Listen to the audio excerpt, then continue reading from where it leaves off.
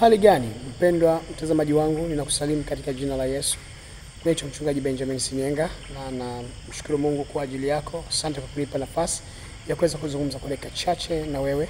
Nataka kuzungumza na wewe ambaye umekata tamaa, yamkini kuna mambo yametokea katika maisha yako huelewi. Unaona kama mambo yamekuwa upside down, unaona kwamba Mungu amekuacha, unaona kwamba siwezi kuinuka tena. Kuna kitu ambacho labda umefanya ambacho unaona umejikatia tamaa. Ninalotumaini leo kupitia neno la Mungu kwamba Bwana aweza kufanya tena katika maisha yako. Mungu amekuamini, mbingu zimekuamini, mbingu zimekuamini.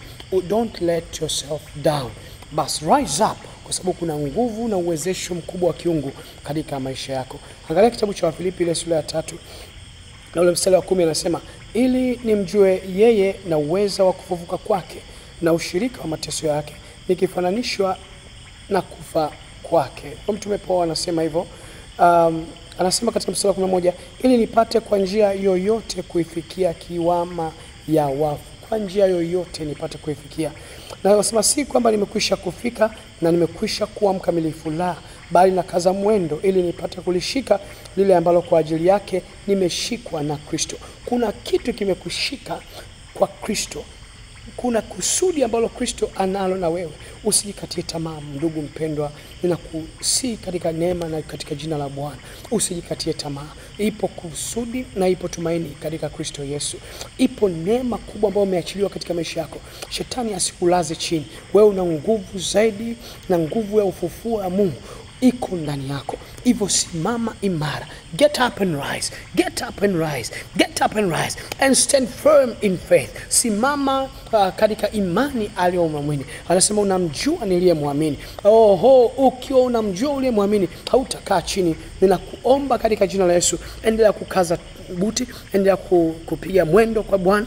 Haijalishi hata kazi umeanza muda mrefu lakini huoni matokeo, lakini nalo neno la Bwana, imradi umemshika Bwana, imradi umemwamini Mungu, umemradi umemwamini Kristo, Bwana atasababisha mageuzi katika huduma yako, katika maisha yako, na hautabaki kama ulivyo. Yamkini kuna mambo ambayo yanaendelea kutokea katika maisha yako mabaya, wakati mwingine yanakatisha tamaa, yanaumiza. Umeumizwa na watu wako wa karibu, watu uliowaamini, lakini lipo kusudi. Yupo ambaye wa kuaminiwa na wa kutumainiwa wakati wote. Anasema mstari wa 13, ndugu, sijidhamini nafsi yangu kwamba nimekwisha kushika, ila natenda neno moja tu, nikiyasahau yaliyo nyuma, nikiyachuchumilia yaliyo mbele, na kaza mwendo nifikiria ile mede ya thawabu ya mwito mkuu wa Mungu katika Kristo Yesu. Endelea kukaza mwendo, usiogope. Endelea kukaza mwendo. Lipo tumaini katika Kristo. Lipo katika tumaini katika Kristo.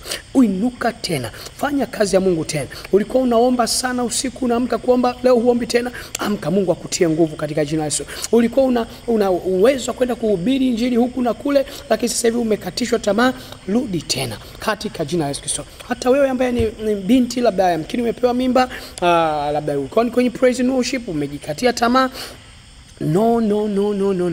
Mungu akupe neema ya kuweza kustahimili na kujifungua salama. Lakini simama katika Bwana. Simama katika maombi. Simama katika ombi. Mwenye haki unaweza kuanguka mara moja lakini ukanyenyuka mara 7. Yuko Mungu anayewasimamisha watu na akakusimamishe na wewe katika jina la Yesu. Endelea kukaza mwendo. Mradi bado pumzi ipo. Mradi bado pumzi ipo, lipo tumaini katika Bwana. Ninakuombea jioni leo, neema ya Mungu ikusaidie. Neema ya Mungu ikuwezeshe kufanya mambo makubwa na kutenda mambo makubwa kwa ajili ya utukufu wa jina la Bwana. Usijikatie tamaa, kwa sababu Mungu hajawahi kukatia tamaa wala kukukatia tamaa. Endelea kusimama katika imani. Endelea kushikilia neno la Bwana. Litafanya mambo makubwa katika maisha yako, na hatima yako yenye utukufu itakuwa ni ya kuonewa wivu. Ninakupenda, umebarikiwa katika jina la Yesu. Neema kubwa ya Mungu izidishwe katika maisha yako katika jina la Yesu. Tumeomba na kuamini.